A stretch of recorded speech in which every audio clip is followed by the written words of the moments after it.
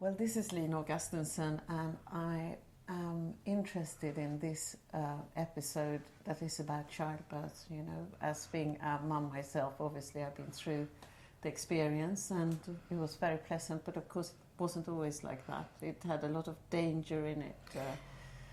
Yes, childbirth has been in history a major killer of women. And, you know, in the middle of the 19th century, not that long ago, between 40 and 60 women in every 1,000 would die giving birth. It was dangerous. It was very dangerous, and it's so dangerous that in the UK, Church of England, I should say, there was included in the prayer book a service for women who had recently given birth and had come to church. It was called churching.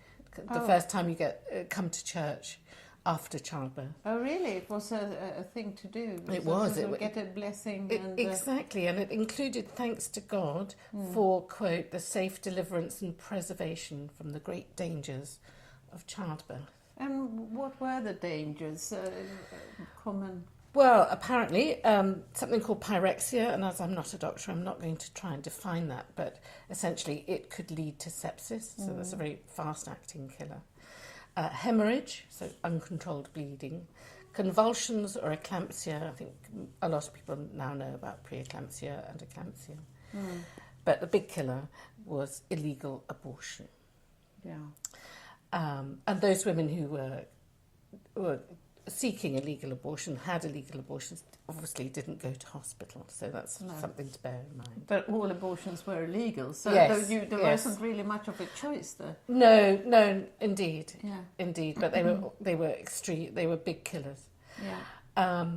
Now, many doctors were trying to improve this, and amongst those was this amazing woman called Annie McCall, who treated pregnant women in her clinics in South London.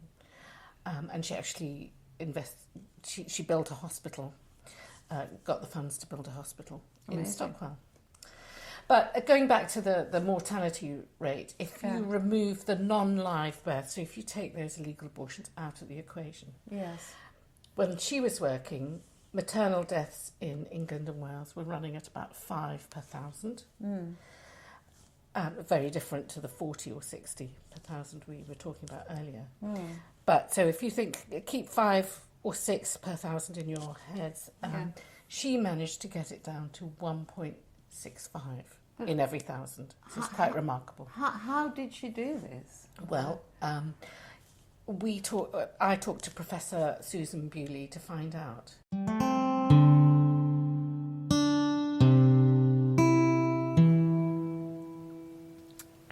Before I recorded the interview with Susan Bewley on the life and work of maternity pioneer Annie McCall, Lena and I went down to the old hospital to take a look and continue our conversation. We're here in Annie McCall Close in Stockwell. There's not much left of the original hospital. No, it's been turned into luxury flats, of course. Not very lovely ones, but there you go. Mind you, they didn't. It had been closed for a very long time when they converted it. The hospital, yes, it was decades. I think was falling to bits, and occupied by some very interesting artists. Yes. Who kept the building actually standing up. They did loads of work just to keep it, here with us. Yeah. And then it was sold off to developers, and here we are with the flats, and it has been renovated. Yeah. I mean, you can hint a former glory. You can see the various wards, and you can imagine what it was like. Long hospital windows, and hospital gates. The facade is really quite impressive. Founded, of course, by Annie McCall, Dr Annie McCall. And before that, she had operated a number of maternity facilities for women in this area, and she was a real trailblazer when it came to maternity health. What I think is extraordinary is, of course, it's amazing. She did this practice and she qualified as a doctor and she only taught women.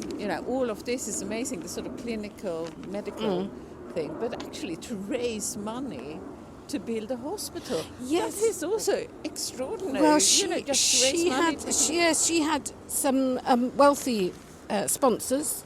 Yeah. There was a woman called Lady Bewley who contributed a lot. Yes. Yes, Lady Bewley did give major donations, and the public gave donations. It was one of those good causes that attracts crowdfunding. She was sort of an internationalist as well, because of course UK had a lot of colonies at that point. Yes. And didn't she have trained women from other countries as well? Absolutely. She took many from West Africa. She said, if you can do the job, that's the job. Yeah. She didn't hold with any of that. That must have been quite unusual at that point. Well, I think it was. Yeah, I think possibly yes. As an institution, it probably was. Although I mean, there were people from overseas qualifying as doctors. Yeah. But I think because she made it, she was so clear about it. Yeah. That was probably what marked her out. And she only trained women. She did. Yeah. She only trained women.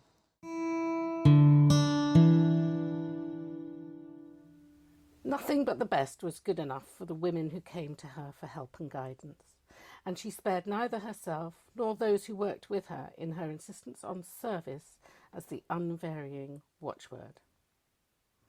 We're talking about Dr Annie McCall, who was a pioneer in maternity care in London at the end of the 19th century and into the 20th century.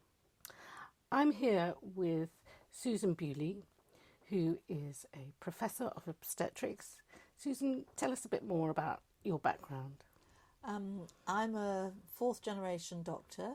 My parents came over from Ireland at the beginning of the NHS in the middle of the last century, and I trained in obstetrics, women's health, and I worked locally as a consultant at Guy's and St Thomas's hospitals before I retired. So welcome to the door, Susan. I think maybe we should start with some key facts about this remarkable doctor, Annie McCall.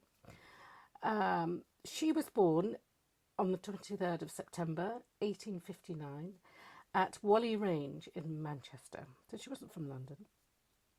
She was the middle of 5 children, and her father died of TB when she was 4, which may have inspired her to go into medicine later in her life. She also had a brother who had spinal TB. Now, her mother was very keen on education, and as a widow, she needed the support of her brother, Annie McCall's uncle, who was very opposed, but Annie's mother insisted that they moved to Germany for the sake of her children's education.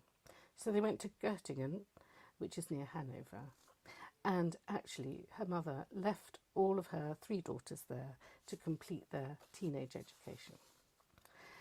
They did return, of course, and Annie went to Cheltenham Ladies' College, where she matriculated. And then she went to medical school in Paris. But a friend of the family, Elizabeth Garrett Anderson, who is very well known in her own right for establishing a women's hospital in London, she advised Annie's mother to bring her home and send her instead to the London School of Medicine, which Susan, I understand, grew into being the Royal Free Hospital in northwest London. That's where all the first women were qualifying, and I was very positive about women when all the other medical schools wouldn't let them in. Well, Annie was obviously extremely bright and academic, and she did very well wherever she went.